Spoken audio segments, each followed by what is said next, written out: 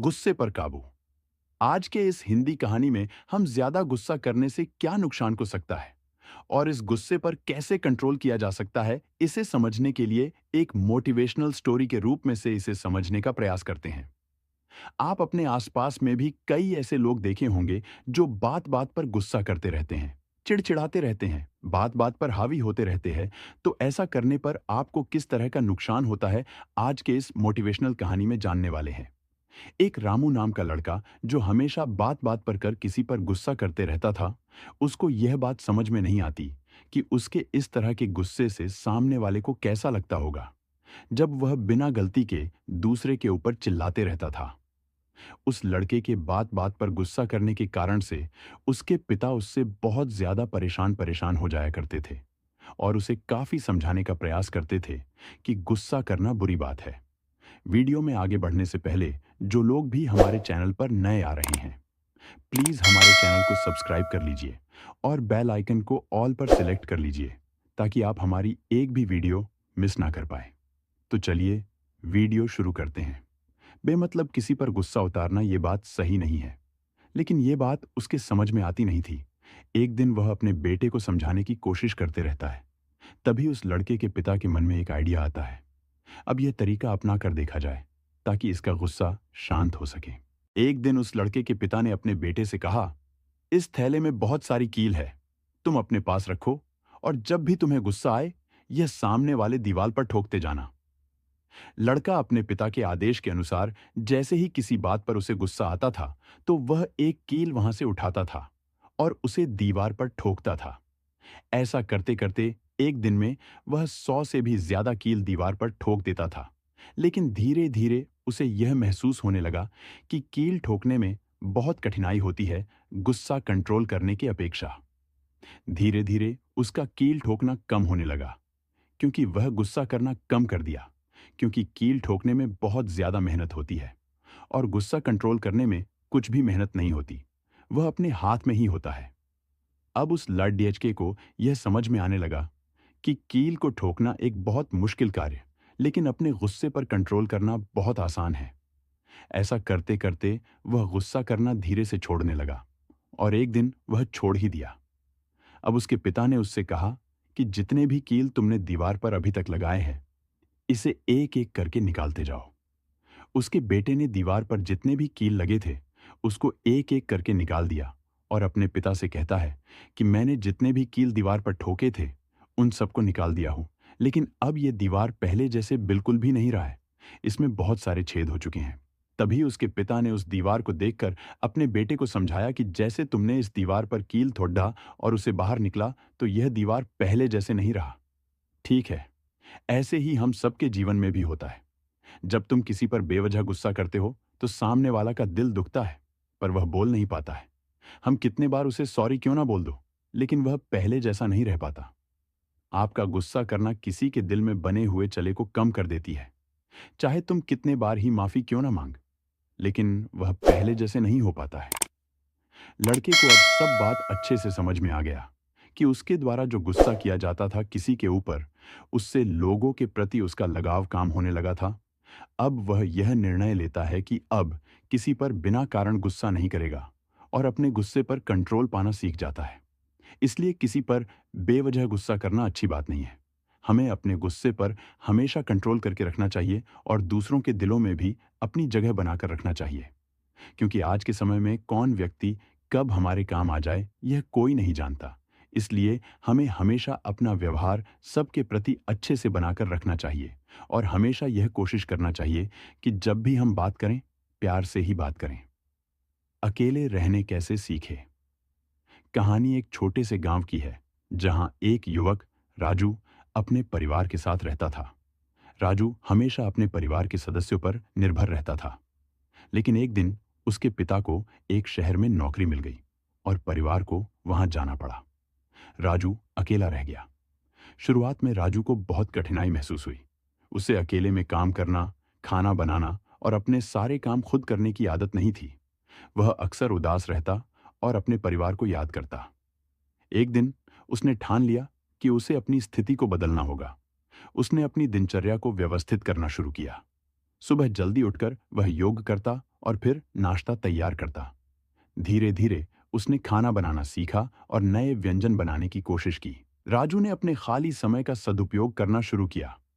उसने पढ़ाई पर ध्यान दिया, नई किताबें पढ़ीं और अपने शौक को पूरा करने का समय निकाला। वह अपनी पसंदीदा गतिविधियों में शामिल हुआ, जैसे कि चित्र बनाना और बागवानी करना। समय के साथ राजू ने सीखा कि अकेले रहने का मतलब केवल अकेले होना नहीं है।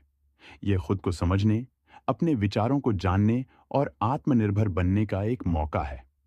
उसने अपने नए अनुभवों को अपने दोस्तों के साथ साझा करना शुरू किया और उनसे भी कुछ नया सीखने लगा। कुछ महीनों बाद जब उसका परिवार वापस आया, राजू पूरी तरह से बदल चुका था। उसने आत्मविश्वास पाया था और अपने जीवन के प्रति एक नई दृष्टि विकसित की थी। उसके परिवार ने उसकी प्रशंसा की और अब वह न केवल खुद के लिए बल्कि अपने परिवार के लिए भी एक प्रेरणा बन गया था।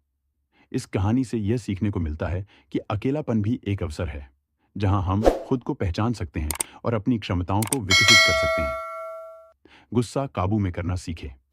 जारसी अध्याय 1। गुस्से का सामना, जिसका नाम था अजय। अजय बहुत होशियार और मेहनती था, लेकिन उसकी एक कमजोरी थी, गुस्सा। छोटी छोटी बातों पर वह तेजी से भड़क जाता था। उसके इस गुस्से के कारण उसकी दोस्ती और परिवार में तनाव बढ़ने लगा था। एक दिन अजय की मां ने उसे एक सलाह दी। बेटा, गुस्सा काबू में रखना सीखो, यह तुम्हारे लिए नुकसानदेह है। लेकिन अजय ने उसकी बात को अनसुना कर दिया। दाक्षमाश अध्याय 2। पहला सबक। एक दिन अजय अपने दोस्तों के साथ क्रिकेट खेल रहा था। खेल के दौरान एक दोस्त ने गलती से उसे गेंद से मार दिया। अजय भड़क उठा और अपने दोस्त पर चिल्लाने लगा। उसके गुस्से ने खेल का मजा खराब कर दिया और सभी दोस्तों ने उसे नजरअंदाज कर दिया। उस दिन अजय ने महसूस किया कि उसका गुस्सा न केवल उसे नुकसान पहुंचाता है, बल्कि उसके प्रिय लोगों को भी दुखी करता है। डडवार अध्याय 3। आत्मावलोकन। अजय ने सोचा कि अगर उसे अपने गुस्से पर काबू पाना है, तो उसे अपने व्यवहार पर ध्यान देना होगा। उसने एक डायरी ली और उसमें अपने गुस्से के कारणों को लिखना शुरू किया। उसने देखा कि उसके गुस्से का मुख्य कारण उसकी असुरक्षा और निराशा थी। ने इंटरनेट पर गुस्से को नियंत्रित करने के बारे में पढ़ना शुरू किया। उसने सीखा कि गुस्सा एक सामान्य भावना है, लेकिन इसे सही तरीके से प्रबंधित करना आवश्यक है। उसने यह भी सीखा कि गुस्से को व्यक्त करने का एक स्वस्थ तरीका है, जैसे कि बातचीत करना या खेलकूद में शामिल होना। ड्रग क्रैश अध्याय 5। गहरी सांसें। एक दिन जब अजय को फिर से गुस्सा आया, उसने तुरंत गहरी सांसें लेना शुरू किया। उसने खुद से कहा, शांत रहो, ये सब कुछ थोड़ी देर में ठीक हो जाएगा। धीरे धीरे उसका गुस्सा कम हुआ और उसने स्थिति को समझने का प्रयास किया। डरारमन अध्याय 6। सकारात्मकता का संचार। अजय ने सकारात्मक सोच को अपनाने का निर्णय लिया। उसने अपने गुस्से के क्षणों में सकारात्मक वाक्यांशों का उपयोग करना शुरू किया, जैसे मैं इस पर काबू पा सकता हूं या यह केवल एक क्षणिक स्थिति है। इससे उसे खुद को नियंत्रित करने में मदद मिली। खेलों में अधिक रुचि दिखाई। उसने क्रिकेट के साथ साथ दौड़ने और तैराकी को भी अपनाया। इससे न केवल उसके स्वास्थ्य में सुधार हुआ, बल्कि गुस्से को नियंत्रित करने में भी मदद मिली। खेल ने उसे एक नई ऊर्जा दी। चक्रवाड्या अध्याय 8। संवाद का महत्व। अजय ने यह भी सीखा कि संवाद से समस्याओं का समाधान होता है। उसने अपने दोस्तों से खुलकर बात करना शुरू किया। जब भी उसे गुस्सा आता, वह अपने दोस्तों से बात करता और अपने विचार साझा करता। इससे उसके रिश्ते मजबूत हुए और वह शांत रहने लगा। योग। अजय ने ध्यान और योग का अभ्यास करना शुरू किया। सुबह सुबह उठकर उसने ध्यान करना शुरू किया।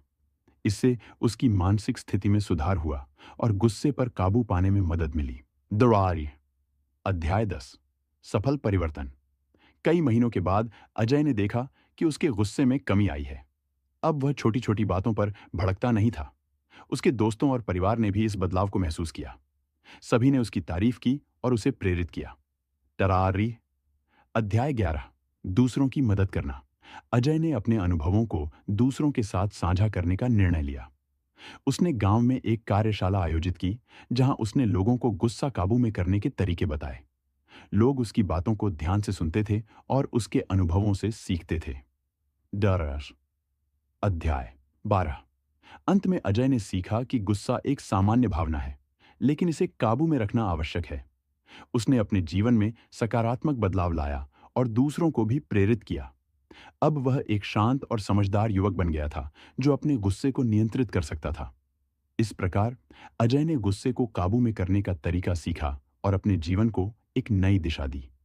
उसकी कहानी हमें यह सिखाती है कि कठिनाइयां हमें मजबूत बनाती हैं और परिवर्तन संभव है अगर हम खुद पर विश्वास करें। यह कहानी गुस्से को काबू में करने के महत्व को दर्शाती है और बताती है कि कैसे आत्मनियंत्रण और सकारात्मकता हमारे जीवन को बेहतर बना सकती है। तो दोस्तों, आपको यह वीडियो कैसी लगी मुझे कमेंट सेक्शन में बता देना। ओह, और हमारे चैनल को सब्सक्राइब करना मत भूलना। तो मिलते हैं अगले वीडियो में, तब तक के लिए धन्यवाद।